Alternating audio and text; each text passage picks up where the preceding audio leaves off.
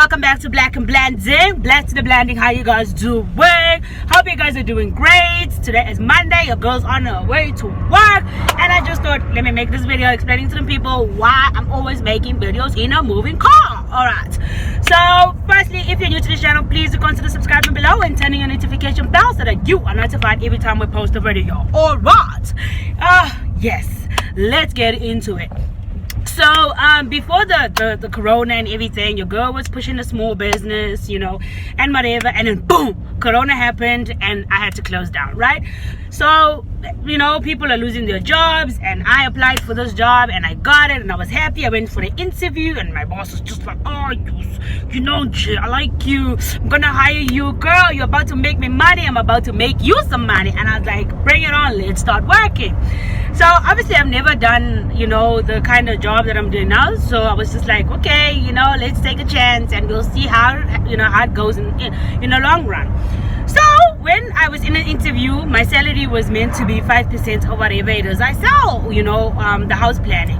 And I was like, oh, okay, you know, in my head I'm thinking, okay, people buy a lot of house plans, people, I don't know what I thought, you know, this job was gonna, you know, how much money it was gonna bring me, let's just put it that way.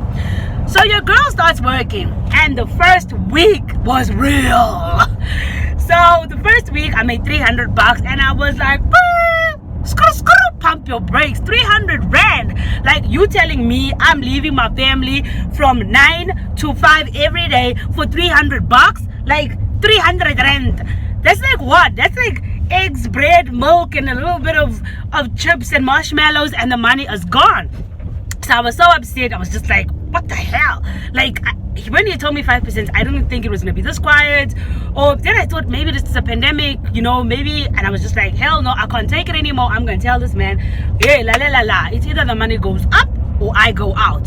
So I try approaching this guy to have a conversation with him face to face. He just laughs me off. And then while I was working for the week, I noticed that he for some reason doesn't like a woman, like her voice doesn't matter, you understand? Like, he's just the type of guy where I only listen to men, you know, like women can't really women belong in the kitchen, or women can only count cash. Women are just pretty to be, you know, your PA or your receptionist or something, but she just can't add value to the business or whatever. Because I noticed that every time I was trying to tell him something or bring him ideas or say, okay, let's do this and let's do that, he just brushed me off, he laughed me off and whatever, and it kind of hurt my feelings, you know.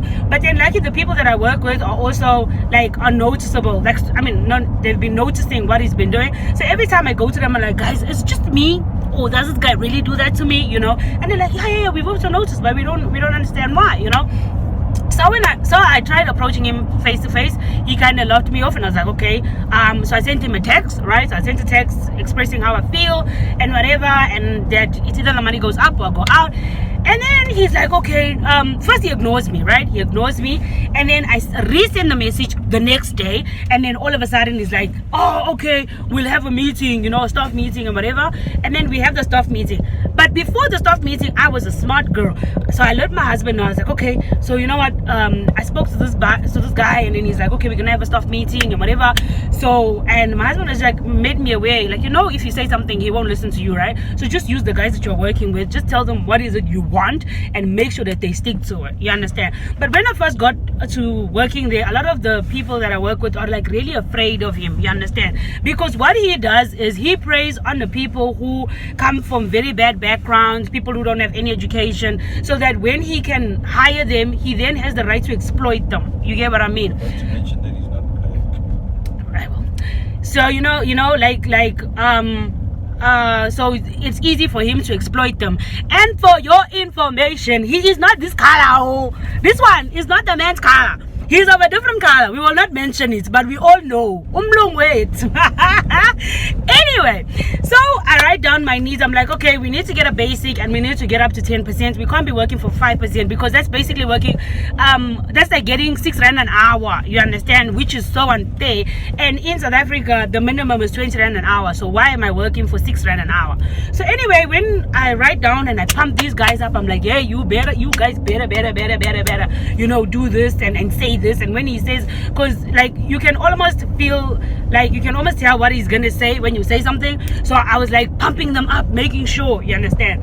And then so when he calls, I'm quiet. I take out my lunch, I make my coffee, and I'm like, it's about to get lit, and you better not disappoint me. You understand? But the good thing was these guys did mention to to convince him, let's say, so that he could give us a basic salary and 10%, which I'm happy about now. I mean, the basic is not nothing, it's not amazing, but it's better than nothing. And also I'm just there for the experience. But even if it is the experience, I don't want to go home with 4 grand, you understand, at the end of everything, while you making, you know, all these millions. You making like what, 100 and something thousand rands, and I'm going home with 2 grand or with 4 grand. It doesn't work like that. So for now I'm kind of comfortable, but what I want to do is I'm going to see if I can push the numbers to come in more. If I make more money, then I'll be like, hey guys, let's request for a second one, because yeah, you guys, you know how the Mlungus are. When they exploit you real good. Anyway, so the funny thing is, while we're having these conversations, right, one of the guys I work with is like, hey, you know what, when this Mlungu first started his this company, you know, he hired me and my wife, and you know, you won't believe it, he was paying us 1 salary, saying that, oh no, you guys are married, you're living in the same house, so I don't have to pay 2 people. I'm just like, what the how do you work for somebody like that? Like, how do you wake up every day as a husband and wife, go to work and know that you're working for 1 salary?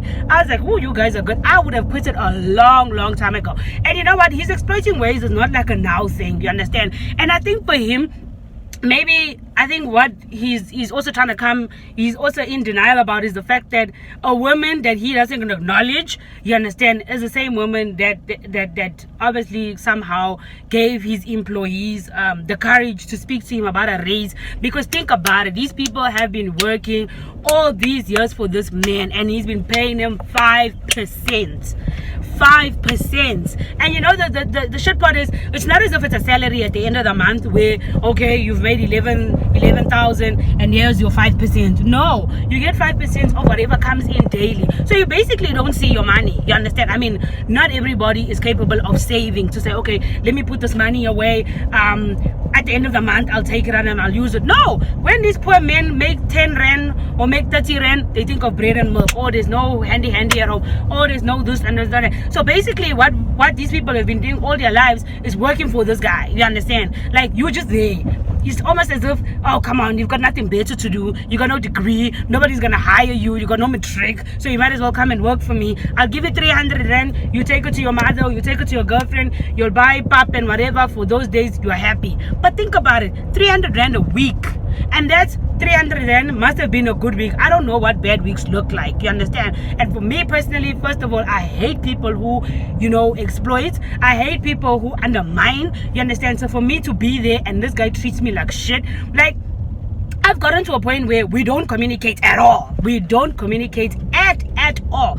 All I do is, if I want to say something to him, I don't give him my advice and my opinions and my creativity. I don't share with him at all. I don't even share with the people I work with, because I'm not going to get to his ear somehow, some way, and he's not going to appreciate me. So I'm like, no, I'm going to do what my money pays me for. And if this money doesn't take me around the corner, I am not going around that corner, you know? So yeah, so basically we only talk when he needs to know how much money we have in the safe, when I call him to let him know that he has appointments, you know, and that's it. But I just thought, you know what, this is a story to share, because the reason why I'm sharing it, because where I worked previously, I also had problems, but it wasn't okay. I didn't have problems, because for me, when something doesn't sit well with me, I let it out. I'm free, I just let it out. But there are people that I worked with who were unable to express themselves, you understand, who were more afraid. Oh my god, you know, it's a white man, or it's a white woman, or it's a white this, it's a white that, and they had that fear, and they reserved, and even if they were hurt, they just kept quiet and they held it to themselves. So I was like, you know, the spokesperson. So I was like, okay, if something is not wrong, I'll sit everybody down and like, you know what, I don't like this, and I don't like this, we should all be treated equal and whatever. So I come here and I'm just like, is this how these people felt? Like, I don't have anyone to talk for me, you know? So I just decided, nope, no ma'am, no ham, no turkey. I'm not gonna take that nonsense. Try that next door. And yeah, and I'm just like, basically what I'm saying is, people just need to learn to express themselves, you understand? If somebody treats you shit, express yourself. If Hey, especially at work. Lapo when I work, right? I work Monday to Saturday, and that's the reason why my videos are always in the car, because as you can see, I'm on my way to work now, and when I'm coming back from work, I'm already tired. I have to go home, I have to cook, I have to clean, I have to take care of my things at home, and then I have to sleep, wake up the next day. And on Saturday, I also work from 8 to 1. But when I first started there, the guy was like, no, on Saturdays you work from 8 to 4. I was like, yeah, 8 to 4, not me. I'm sorry, I will go at 1 o'clock and my granny will come and sit and sell here in the shop, because I am not, I refuse to sit here till 4 o'clock on a Saturday. So I get home at like past 1, and yeah, you know, it's exhausting. So that's why I make my videos in the car. I do apologize, guys, if you're always in my movie. Sometimes my husband can be mean, but my husband can be mean sometimes. But yeah, thank you so much. Please do comment in the comment section below if you've experienced anything like I have, or like I am experiencing. How would you have handled it if it was you? You know, let's get talking in the comments. Don't forget to like this video, share it with your friends, and subscribe.